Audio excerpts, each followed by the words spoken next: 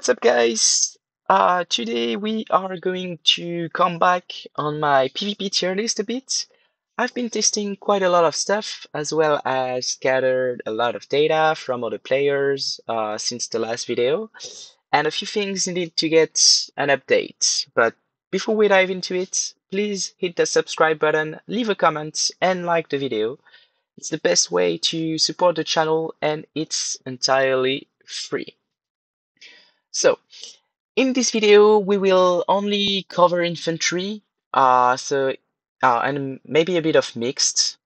So yeah, if you're not interested, wait for the other troop types videos to get released. And if you are, well, let's start with the tiers, because every time I release a tier list, people ask me about that. I find it pretty I don't know, straightforward and self-explanatory, but apparently it isn't. So, as you can see, there is a scale right here, tier S in red, tier A plus in blue, tier A in yellow, tier B in green, and tier C in orange. Okay, so tier and their letters, as well as the color used, they don't really have any meaning. I get asked that a lot, so they don't have any meaning. They are just there to illustrate what is better hierarchically, it's a grading to explain it. Like, I don't know how to make it more simple. So in this case, the best heroes are S tier, so they are the one in the red, okay? So I hope that it's clearer for people. If it's still not clear, don't hesitate, ask in the comments. But I hope it is. Now, now that we have covered this, let's talk about heroes and what is probably the worst paid hero released. We have right here our little Winterthorn. So no matter where you use it, it sucks. So just don't. The only reasons that could justify ever spending on this hero, in my opinion, would be ancestral hunting. And if you are a new player, the packs that comes along with buying the shards to get him could help in the early stage of the game. But beside that, this hero is utterly useless, and it's the case at honestly at all stages in the game. Like some heroes are pretty good very early on, or some heroes need a lot of stat to scale and they are very good in the late game and stuff like that. This is not the case of Winterstorm. It's just bad. It's just bad. I've seen some people try it. White Wizard, I'm sure some of you know about him.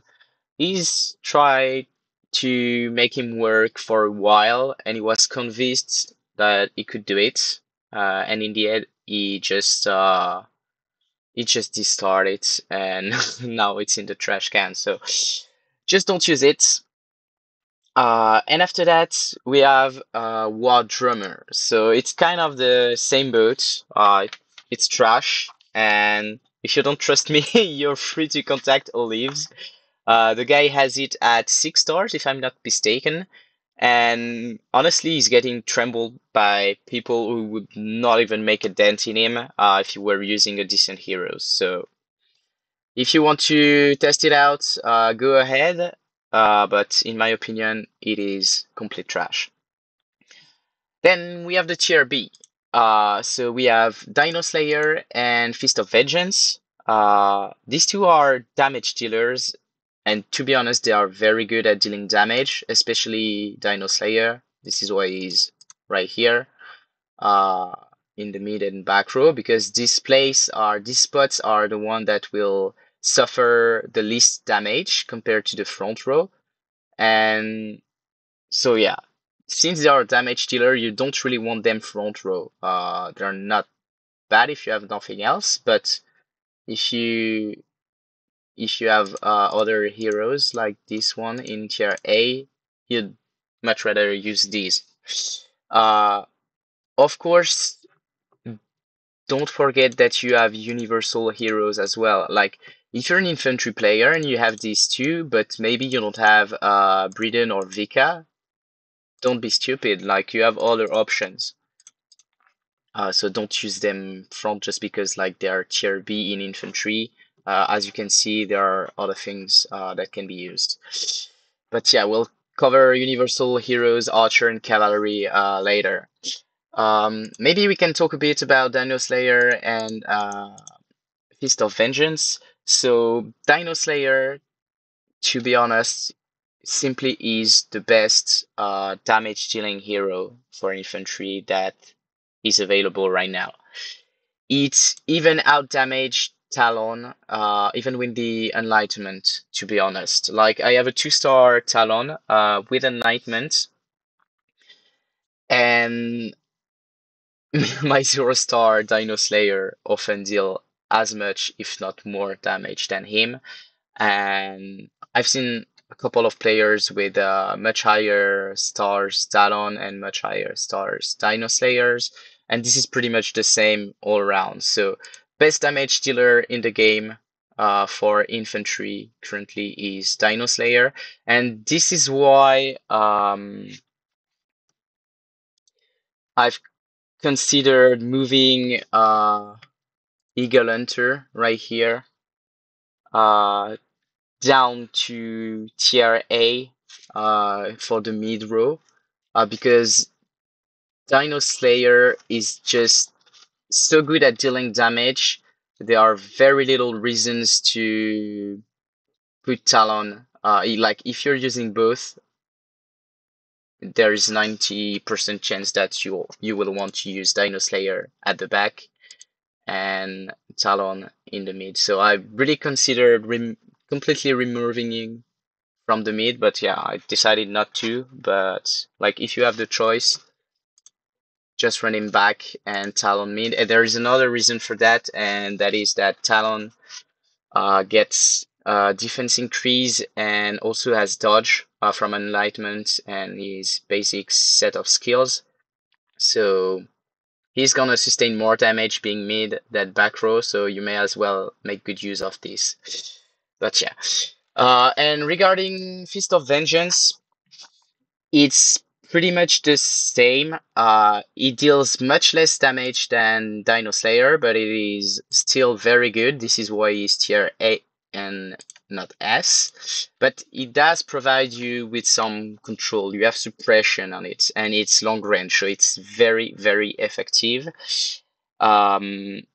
So whether you're going to run him front or mid, like if you're using both of them, I'd use Dino Slayer back, to be honest, but there are a few reasons where you could want to use uh your your Fist of Vengeance in the back. And that is for example, if you are facing a Growler, maybe your Dino Slayer will be safer if he's mid.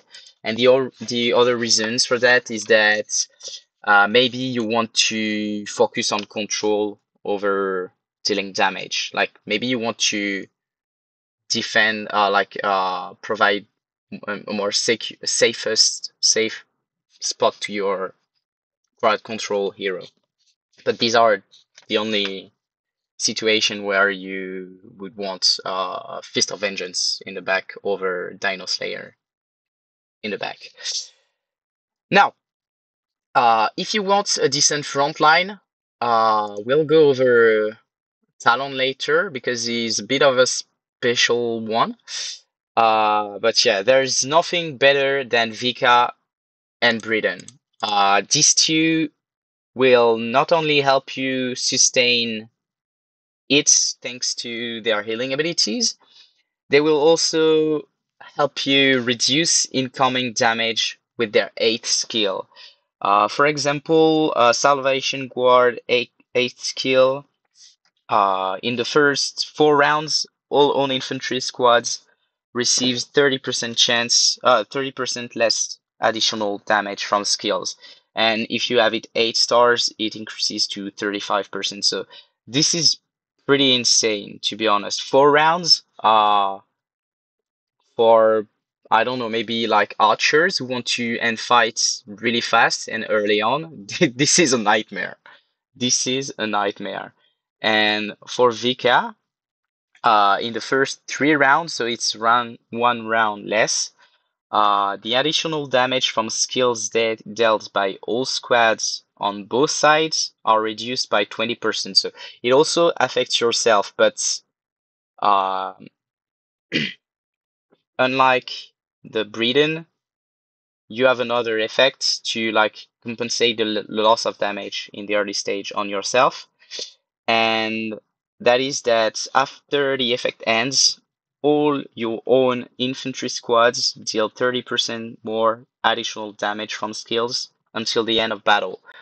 And with heroes like Breeden, uh, who is a hero that scales the longer the fight goes on, because like his hate abilities, it increases infantry attack of the hero squad by 10%.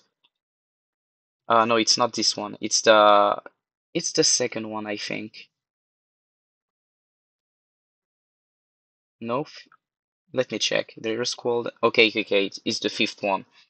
Hero's Q deals 10% more additional damage from skills, and this effect stacks every round up to a maximum of 80%. So the longer the fight draws, the higher the damage from Dino Slayer is going to get. So, and you get another boost from Vika thanks to this. So this is pretty insane, and you definitely want to go this way with infantry. Like your goal, you're not going to obliterate your enemy in 3 or 4 rounds like Archer. So these heroes are the best at providing support and help you draw the fight for as long as possible while sustaining damages with the healing and damage reducing. Um, there are a few details though, like for example, on Vika, the second skill, it says that when attacked with a regular attack, there is 100% chance to deal 110% damage to the attacker, and every counter attack increases the attack of the hero squad by 30% until the end of battle. Um, it's a skill, but it's a bit weird. Like you are going, if you use her, you are going to notice that she triggers only three skills, and that you never deal any damage with the skills, even though this skill says that you're going to deal damage with it.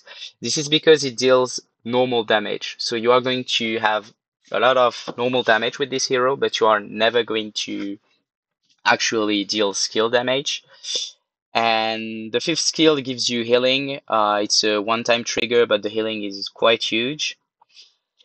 And yeah, we already covered 8 skills. So this is why you are going to have 3 skill trigger. The first one, it's only counted as one, even though it's going to trigger probably 8 times. But yeah, this is only going to show up once, and then you have the other two who will also trigger one time. And for Salvation Guard, you have some healing on the second spell as well. And the thing that is really cool with this healing, compared to Night Reaper, is that you can really capitalize on it if you have battle inspiration. This is a talent from your infantry beasts, and it really unleash the true potential of Breeden, because if you have it, every time you heal, you do some healing, and the second skill heals a lot, just not just one time like Vika. You are going to get stackable attack. So this is pretty good, especially on infantry who lacks attacks.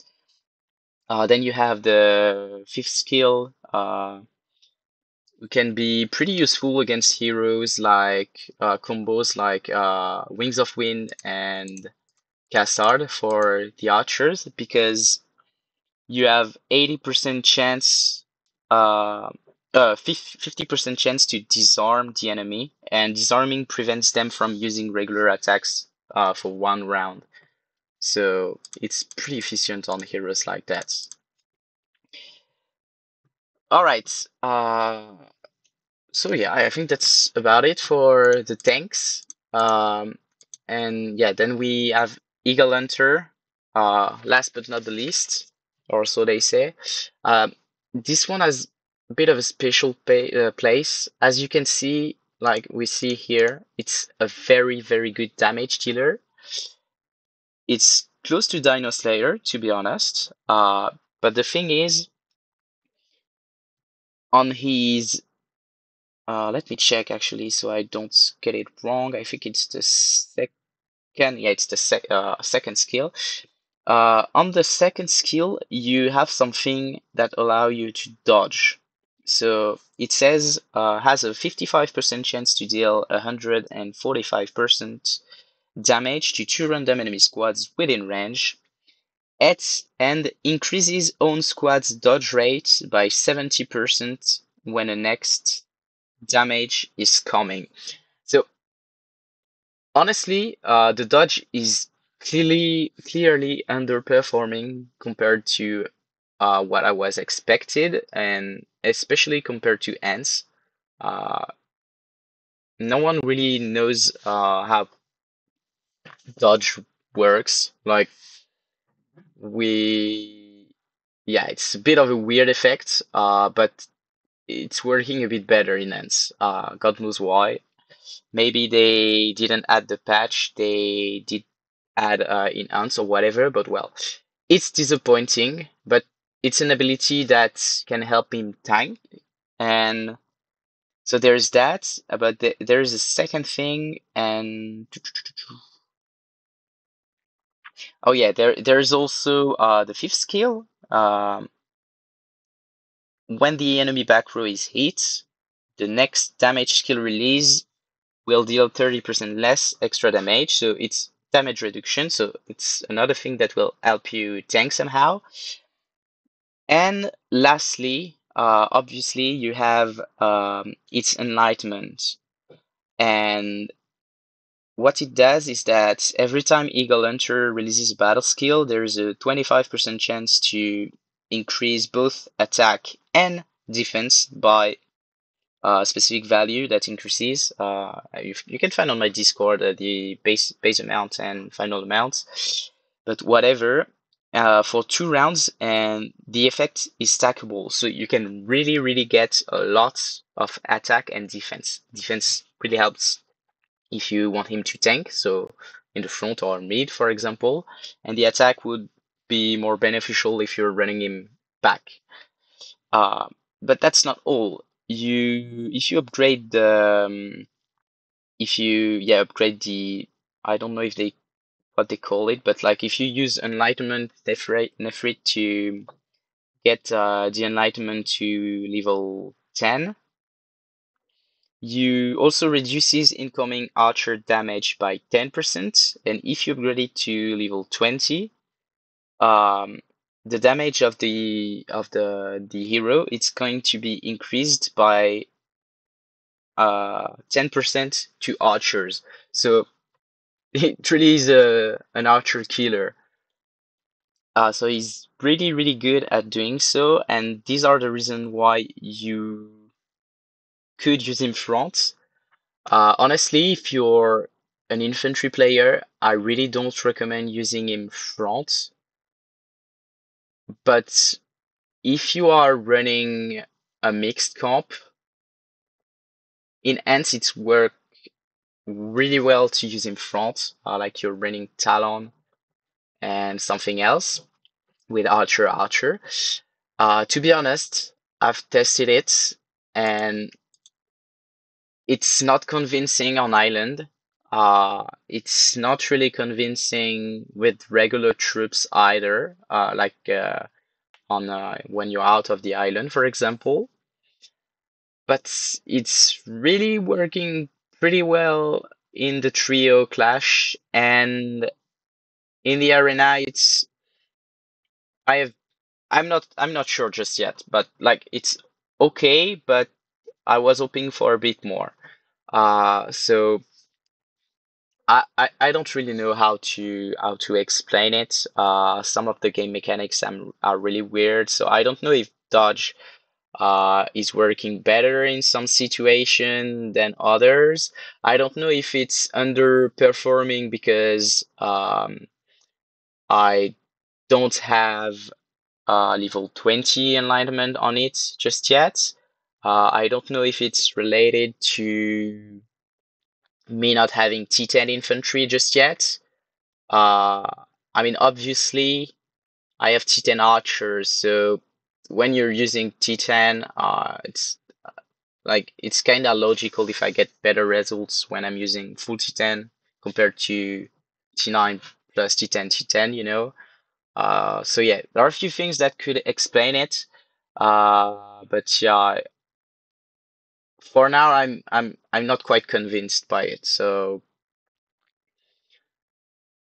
I guess you're welcome to try it, see if it works really well for infantry archer, or maybe you want to run like something like a Breeden, then an Eagle Hunter, and then another archer. Like maybe you want to run Breeden, Talon, so you go infantry, and why not Arbalist? Arbalist needs time to build up its strength, so it would make sense. Maybe this would work well, and your Talon would be a bit more protected and deal damage compared to front row. I still didn't try it because honestly, with T10 Archer, I really want to run at least 2 rows of Archer. But these are options that are possible. I will need some more testing and stuff like that. Also, my Talon is not really high in stars, it's only 2 stars. And to be honest, I'm not going to star him up more. So someone has better talent and want to run it and see how it works. In infantry, archer is mostly there to suck a punch and deal as much damage as possible to the enemy archers before dying. So I don't want to invest too much money and stars on it. Just so yeah, he's already doing the work, in my opinion. He doesn't need more damage. Another reason why he is probably underperforming to what I was expected is that uh, obviously you are more fragile towards enemies with control with him because since he doesn't dodge a lot, or at least not as much as I was expected, he's front, so he's gonna get CC'd a lot, and hence he's not gonna deal as much damage as he could. I Clearly, if the opponent is not running any form of control, when I put him front, it's working very, very well, much better than if the enemy has control. So that's definitely a thing.